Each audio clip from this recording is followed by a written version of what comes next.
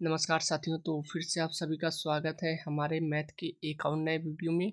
तो आज हम आपके लिए लेकर आए हैं एसएससी के प्रीवियस ईयर क्वेश्चंस जो कि हमारे पिछले एग्जामों में पूछे जा चुके हैं।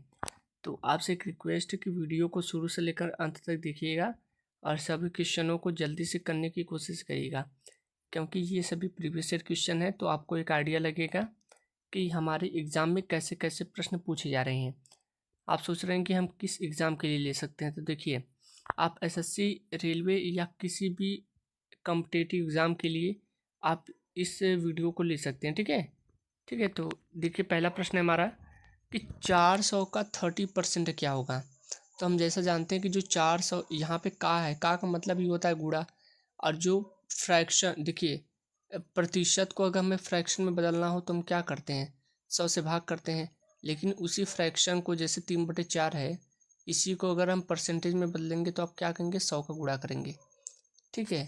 तो आप समझ गए कि प्रतिशत से फ्रैक्शन यानी भिन्न में बदलना पड़ेगा तो उसमें 100 से भाग करना पड़ेगा, और फ्रैक्शन को परसेंटेज में बदलना पड़ेगा तो क्या करना पड़ेगा, आप कहेंगे 100 से गुणा करना पड़ेगा। ठीक है। तो देखें 400 का 30%, तो यहाँ पे देखिए लिखेंगे 400 का मतलब गुणा और 30%। ये 30 इसको प्रतिशत में बदलेंगे तो आप क्या कहेंगे, प्रतिशत को फ्रैक्शन में बदलेंगे आप कहेंगे 100 से भाग करेंगे।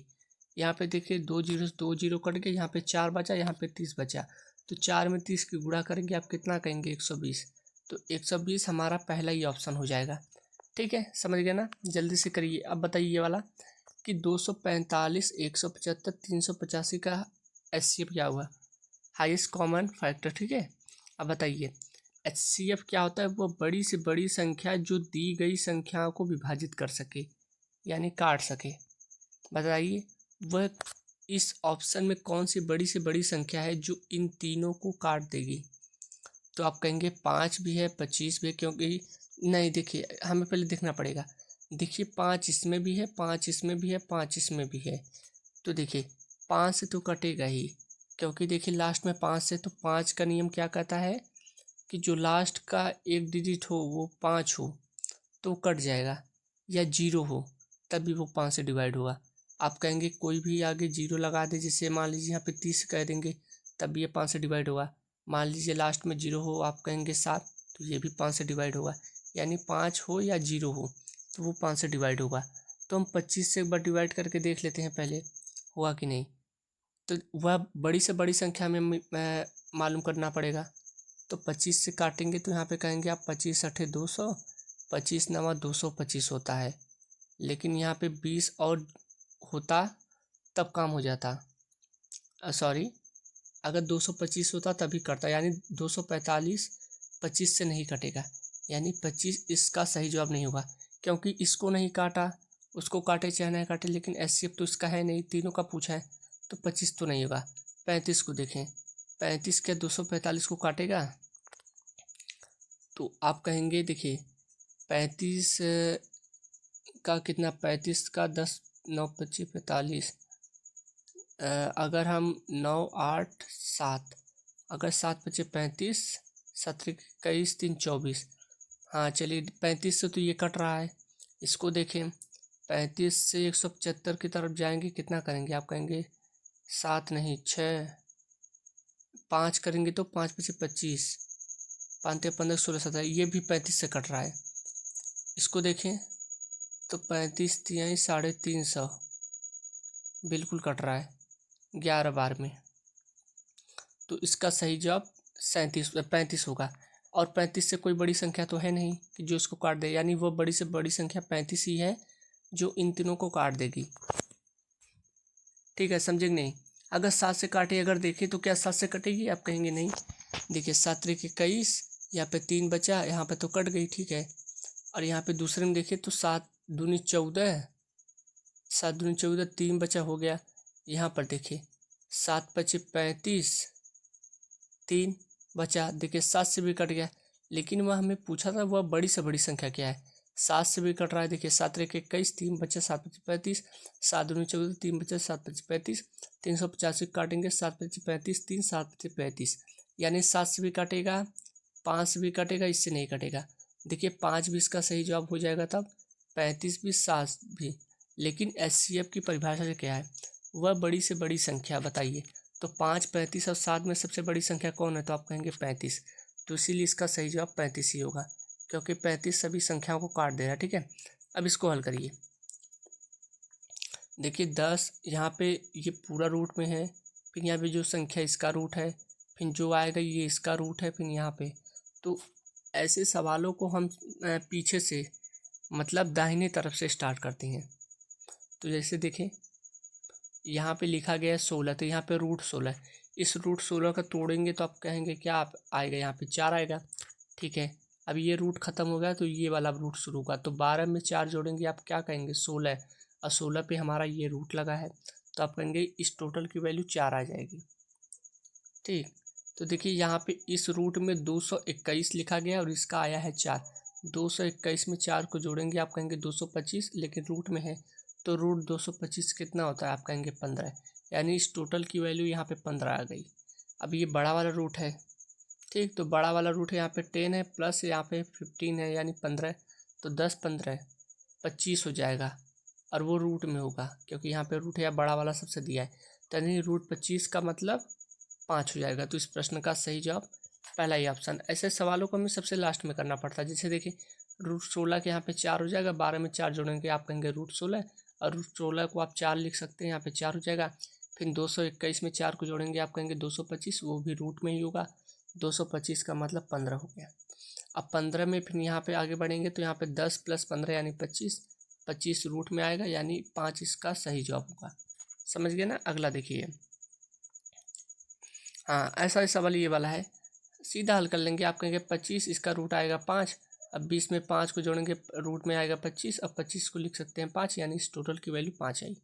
अब 76 + 5 कितना हो जाएगा, आप कहेंगे 81, और रूट 81 हुआ, और इसका करेंगे तो आप कहेंगे 9 आएगा, 9 आएगा। अब फिर यहाँ पे लास्ट में है तो 16 + 9, 16 + 9 आप कहेंगे कितना आएगा 25, और 25 का मतलब वही 5 ही आएगा, तो हमारा सी ऑप्शन हो जाएगा। समझ गए ना।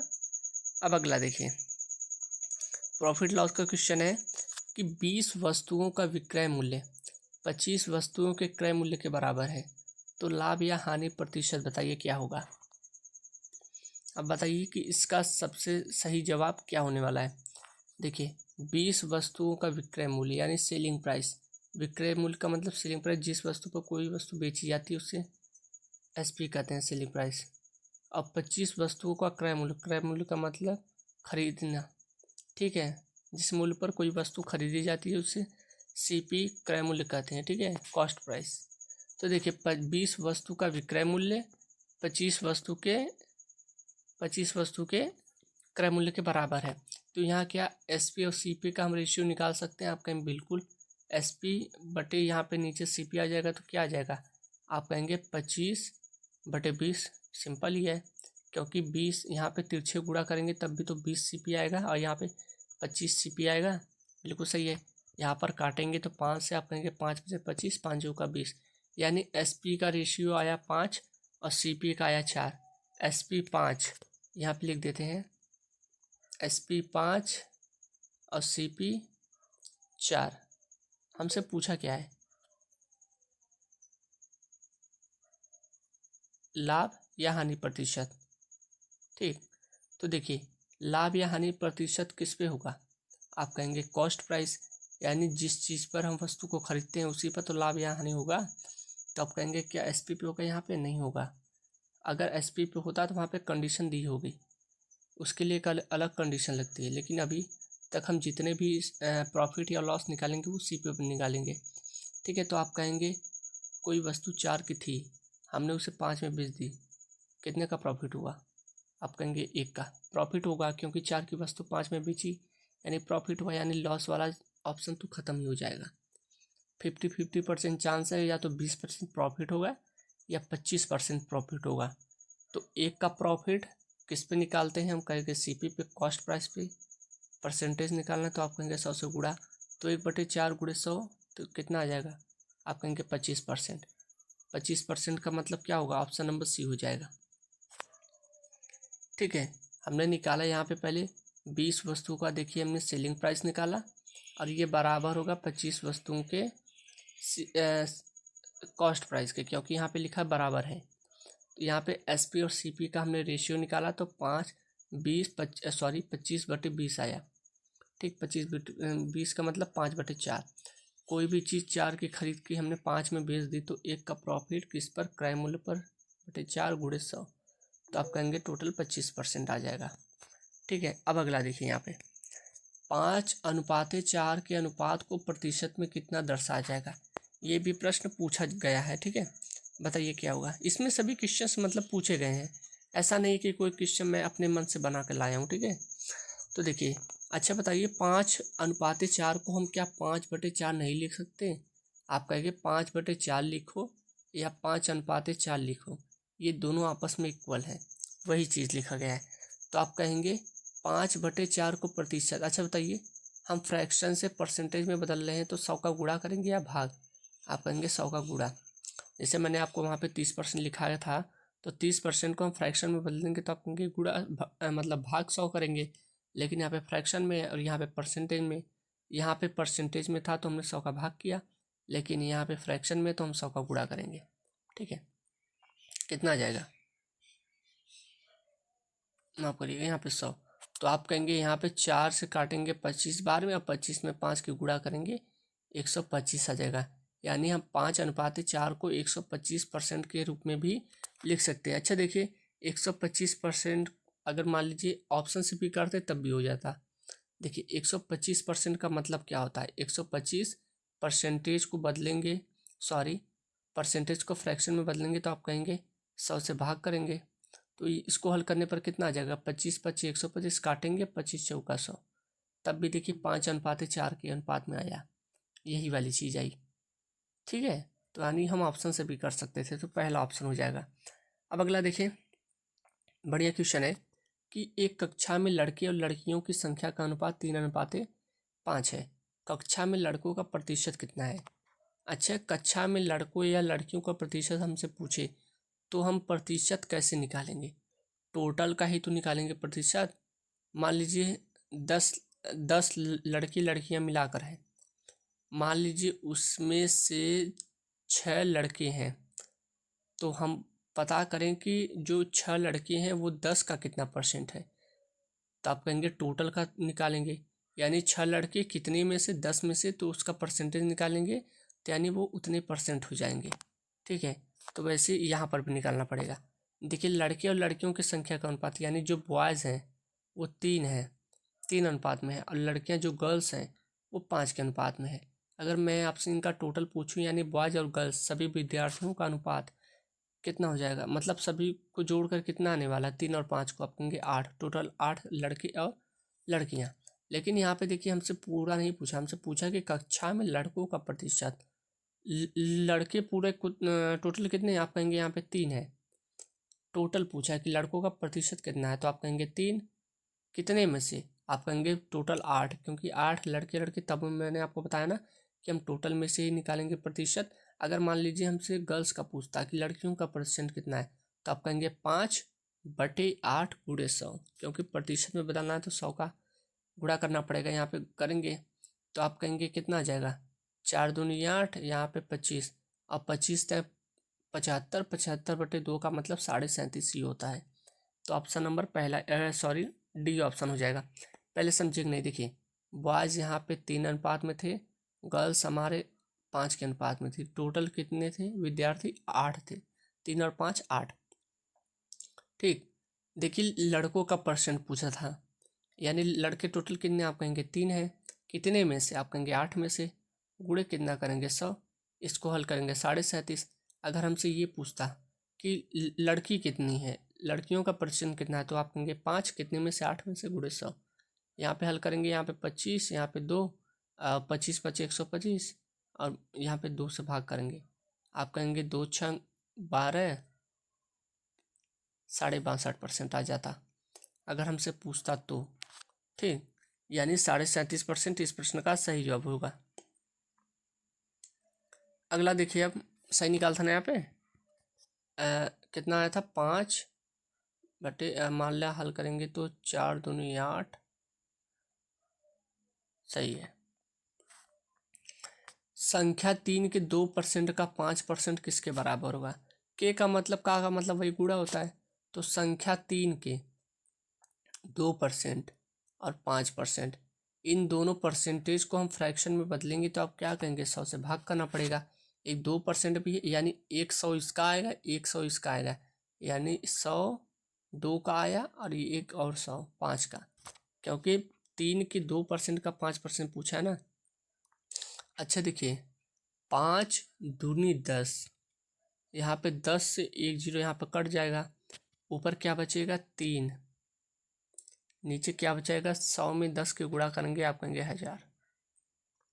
देखिए 3/1000, 3/1000 का मतलब कितने अंक पे दशमलव लगेगा, आप कहेंगे 3 अंक पे।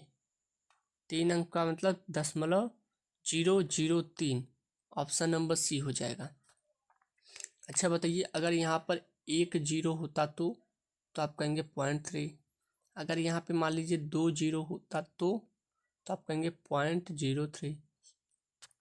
अगर यहाँ पे कहे कि 3/1000 यानी 1000 हो तो आप कहेंगे 0.003। अगर यहाँ पे 10,000 हो तो आप कहेंगे 0.0003, इतनी बार होता। हमसे पूछा था वही तो हमने बताया सी ऑप्शन, ठीक है। अब अगला देखिए, यदि किसी संख्या के 50% का 45% 27 दिया है तो संख्या बताइए। बताइए, यदि, पहले देखिए प्रश्न को ध्यान से पढ़िए, आप गलती मत करिए, ऐसे मत करिएगा कि किसी संख्या को एक्स मान लीजिए, उसका 50% 45% गुणे 27, ऐसे नहीं लिखना है। पहले समझिए उसने कहा कि यदि कोई संख्या है, मान लेते एक्स संख्या है, उस संख्या के 50% यानी 1/2 और उस संख्या का 45% यानी 9/20 का जो मान है यानी बराबर है वो 27 के है, 27 है। तो हमसे संख्या पूछी है, तो देखिए हम ऑप्शन से नहीं करेंगे, हम वैसे करेंगे। मान लीजिए संख्या एक्स है, ये कोई संख्या है, इसका 50%, 50% का मतलब 50/100 लिखें या 1/2 लिखें, डायरेक्ट लिखें 1/2 का 45%, का मतलब गुणा 45% का मतलब कितना हो गया, आप कहेंगे 45/100, काटेंगे तो 5 9 45, 5 दूनी 10, 9/20, वह चीज़ मैं यहाँ पे लिख रहा था, ठीक है। तो 9/20, सॉरी,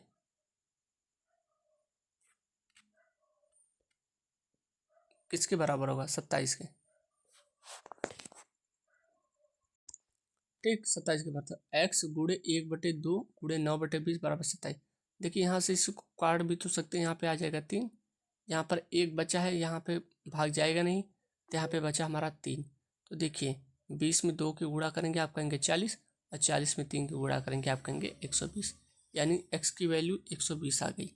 अगर हम इसको हल करें 120 को, तो भी देखिए 27 ही आएगा। देखिए हमने संख्या मान लिया 120, 120 ही आंसर आ था। इस संख्या का, ओके, यानी 120 संख्या है, उसका 50% यानी 1/2, और उसका 45% का मतलब वही 9/20, 45/100 यानी 9/20। हल करेंगे तो आप कहेंगे 20 दूना 40, 40 से ये कटेगा आप कहेंगे 3 बार में, और 3 में 9 की गुणा करेंगे, देखिए यहाँ पे 27 आया था, यानी यहाँ पे 27 दिया भी है। यानी हम ऑप्शन से भी कर सकते थे, लेकिन आप ऑप्शन से ना करें तो बेहतर होगा, ठीक है। अब देखिए अगला है, यदि एक निश्चित संख्या के 8वें भाग, ध्यान से पढ़िएगा, 8वें भाग के 5/6, 5/6 का मतलब वही 5/6, और 4/5वें भाग, 4/5वें भाग का मतलब वही 4/5 का मान इतना दिया है, तो उस संख्या का 65% क्या होगा,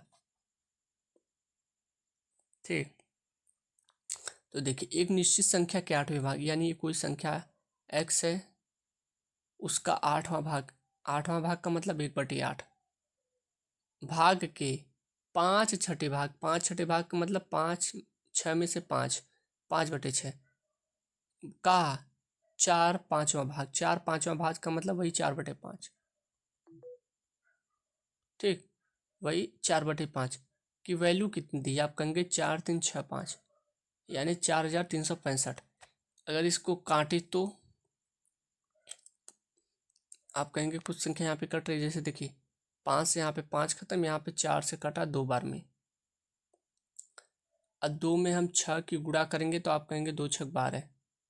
अब 12 में यहाँ पे गुणा कर देंगे तो 4 3 6 5 गुणे 12।